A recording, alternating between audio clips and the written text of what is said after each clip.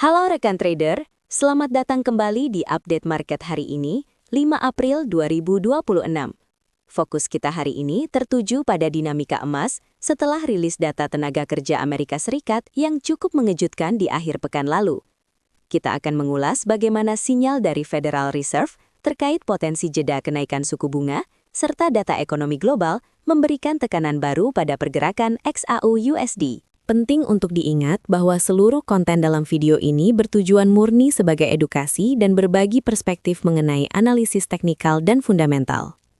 Segala bentuk keputusan dalam melakukan transaksi adalah tanggung jawab pribadi masing-masing trader. Pastikan kalian selalu mengelola resiko dengan bijak, karena pasar finansial memiliki tingkat volatilitas yang tinggi. Jika kita melirik kalender ekonomi selama sepekan ke belakang, pasar telah menyerap data non-farm employment change serta tingkat pengangguran Amerika Serikat yang stabil di angka 4,4%. Data ini menjadi acuan penting bagi pelaku pasar dalam menerjemahkan langkah Federal Reserve ke depan.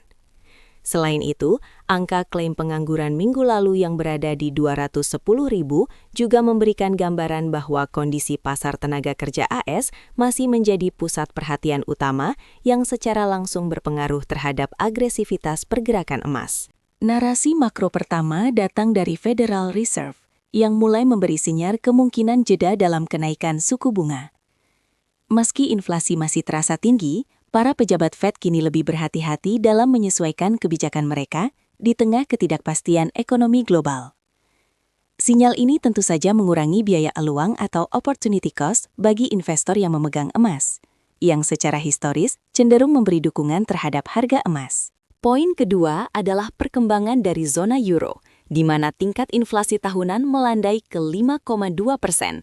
Penurunan harga energi menjadi katalis utama, namun inflasi inti yang masih membandel membuat pembuat kebijakan di Eropa tetap waspada.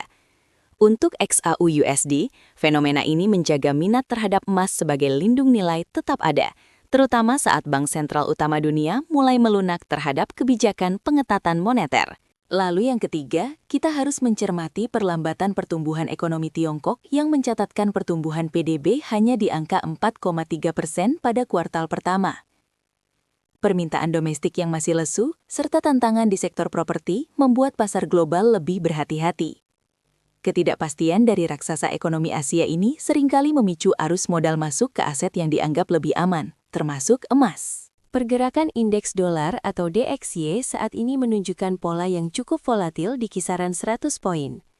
Setelah sempat mencoba menembus level 100 tinggi, tekanan jual muncul dan harga kembali bergerak di area 99,9.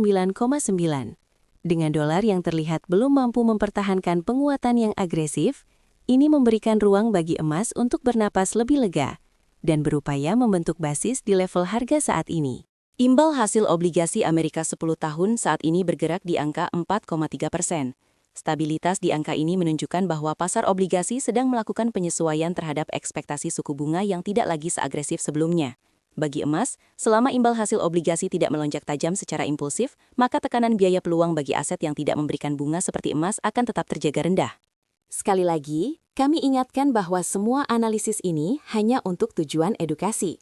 Trading emas mengandung resiko tinggi, jadi pastikan kalian selalu menggunakan manajemen resiko yang disiplin.